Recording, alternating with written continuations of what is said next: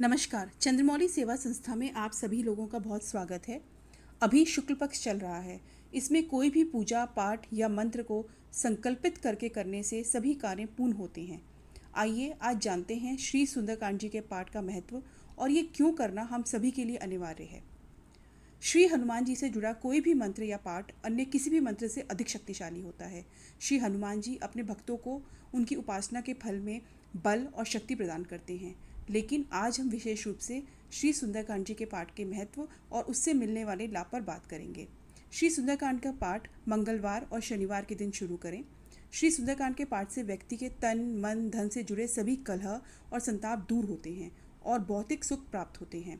श्री सुंदरकांड जी का पाठ किसी भी जातक के जीवन में व्याप्त संपूर्ण कष्ट घोर संताप को हरने में सक्षम है।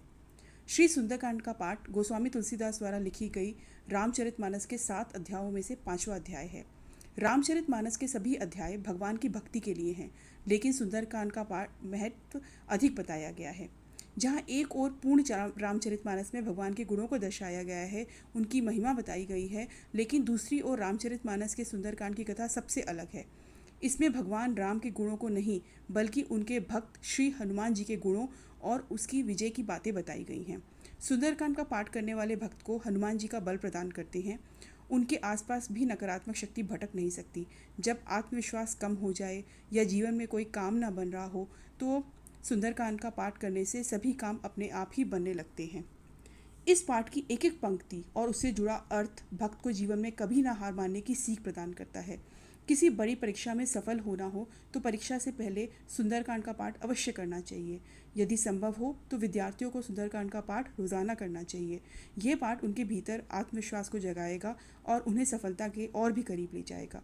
जब घर पर रामायण पाठ रखा जाए तो उस पूर्ण पाठ में से सुंदरकांड का पाठ किसी घर के सदस्य या मुखिया को ही करना चाहिए। इससे घर में सकारात्मक शक्तियों का प्रभाव होता है। ज्योतिष दृष्टिकोण से यह पाठ घर के सभी सदस्यों के ऊपर मंडरा रहे अशुभ ग्रहों से छुटकारा दिलाता है।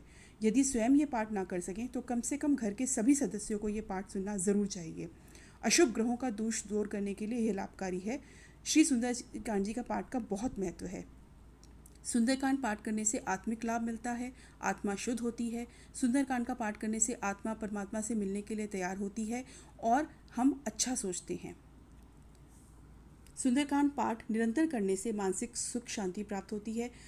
अगर आप पर बहुत सारा कर्ज हो गया है तो आप सुंदरकांड का पाठ करना चाहिए। सुंदरकांड का पाठ कर्ज से मुक्ति दिलाता है।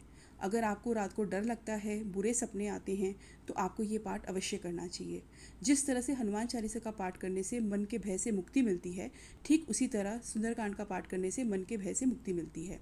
सुंदरकांड का पाठ करने से गृह कलेश से छुटकारा मिलता है। इसका पाठ करने से सकारात्मक शक्ति घर में आती है, जिससे घर में पैदा होने वाली नकारात्मक शक्तियों से भी छुटकारा मिलता है। सुंदरकांड का पाठ करने से अशुभ ग्रहों की स्थिति को शुभ बनाया जा सकता है, इसलिए नियमित सुंदरकांड का पाठ अवश्य करना चाहिए। जीवन में ऐसे कई पड़ाव आते हैं जब हम अपना बल हार जाते हैं, मन दुखी हो जाता है, तो ऐसे में आपको हार नहीं मानना चाहिए, क्योंकि सुंदरकांड का पाठ आपका कभी हार ना मानने की शक्ति देता है। इसलिए आप नियमित श्री सुंदरकांड का पाठ करें। अगर नियमित संभव ना हो तो मंगलवार और शनिवार करें। जिन जातकों को शनि की 7.5 या ढैया चल रही हो उनके लिए पाठ अनिवार्य है।